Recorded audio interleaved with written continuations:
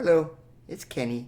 Today I'm going to teach a piece by this man over here, Frederic Chopin, one of the great pianists and one of the great piano composers of all time. And why I have not taught anything of his? Well, to be quite honest, some of them are so difficult I can't play them myself. But this one isn't too bad. It's a good introduction to Chopin. It's going to be his Prelude number 4 in E minor. But it's just a little background on Mr. Chopin. He was born in 1810 in Poland, but when he was 20 years old, he moved to Paris, where he became a big star on the salon scene, writing all kinds of these piano pieces, which he was justifiably famous for. Some of them are so beautiful and magnificent. He influenced so many composers, like this man, Robert Schumann, another great pianist composer, and this man, Franz Liszt, one of the greatest composers of all time for the piano. You know, he was an influence in all of these guys in the Romantic period, and it was romantic music. It had emotion, and it told stories. Now, Chopin wrote a lot of pieces reflecting his Polish history, things called mazurkas and polonaises. These were Polish dance forms that he took over and brought back to France with him. But this has nothing to do with Poland or anything. He wrote a set of 24 of these preludes, his opus 28. And there's 24. He did it in 12 major keys, 12 minor keys, just like Bach did for the Well-Tempered Clavier. And these things are called preludes. And you might think, what is a prelude? Is it an introduction to something? Sometimes it is. But in these cases, no. They're just short little pieces, each one reflecting a different emotion. So I'm going to teach this one, number 4 in E minor. It's a very sad one.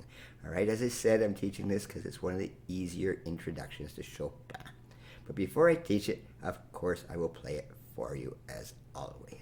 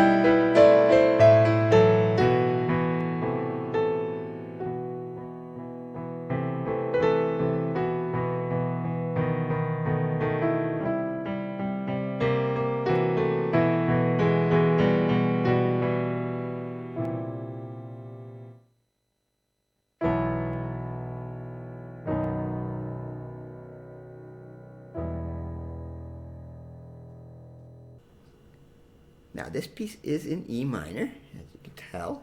It's got one sharp. E minor is the relative minor of G major. All right, so only one sharp, F sharp. Not too much to think about. All right, and this melody, okay, we're very slow, number 1. This is largo. It just means very slow and expressivo. All right, it means just expressively. All right, but this melody is so simple.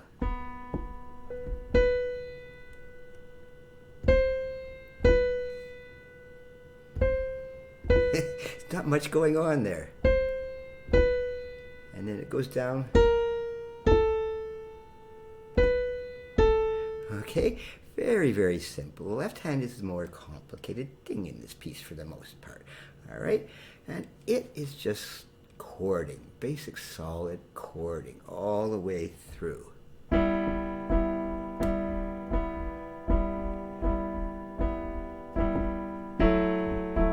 If you notice, the chords don't change too much. A lot of what's happening is just one note of the chord changes, or maybe 2, all right? It is descending what's known as chromatically. The whole chord structure is going down.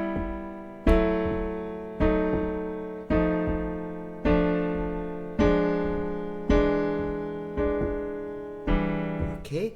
You don't really want to think about the chords as being. This one is definitely an E minor chord at the start. But don't worry about what this chord is, just descending.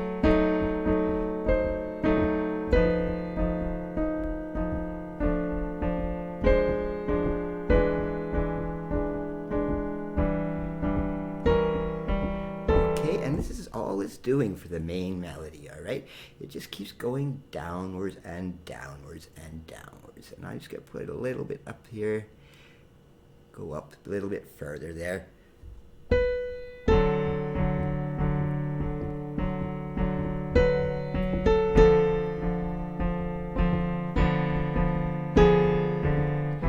And then it changes a bit.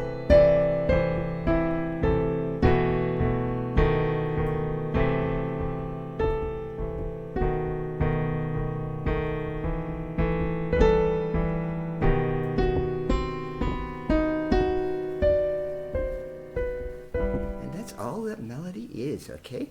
It does repeat itself coming up, but there is a hard section. 3 bars of this piece are very, very hard. The rest of it is not. Now this little section in here, okay, it's just kind of an in-between section, okay? All it's doing is it's just saying,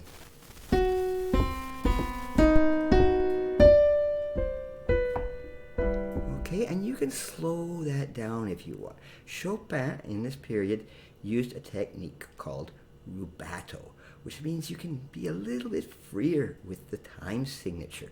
You can speed it up and slow it down at will, all right? So kind of here, right, you come into here and into here.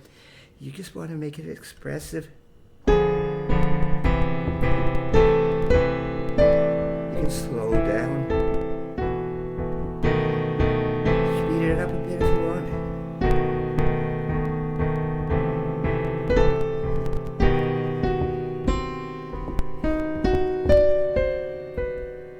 And it goes right back to that melody again. So now we're back to our same little melody again.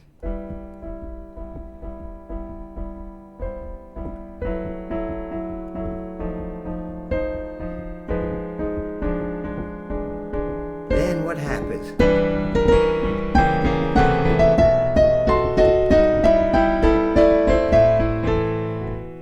Chopin just throws in this big, loud, fast section out of nowhere, all right? And as I said, there's a hard part to this piece, and this is where it is. It's this big, hard section right in here, okay? It just starts going faster. This word stretto means just speed it up for a bit, and what's generally a very quiet piece gets really loud or really dramatic. It just comes in there.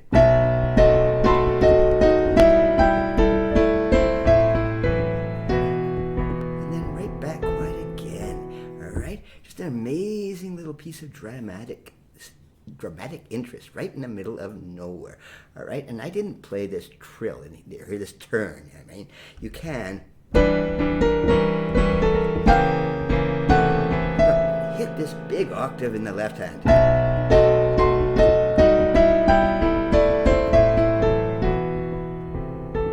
And this is a really difficult chord to reach, all right? It's an ugly thing. Alright, it really stretches. If you can't reach it all, just do part of it. Don't hurt your hands, alright, because that is a big jump. Alright, and that's the only really hard part of this piece. It's just that dramatic little section. Okay, alright, it just comes right in the middle just to completely wake some people up that were just so sleepy.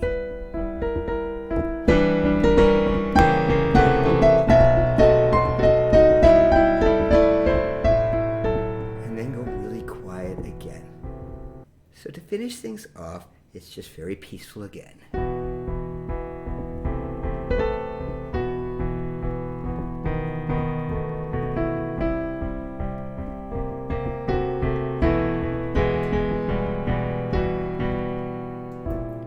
Okay, and right here at the end, this is a weird chord. This is actually a C7th chord. And we're in E minor. What's a C7th chord doing down there?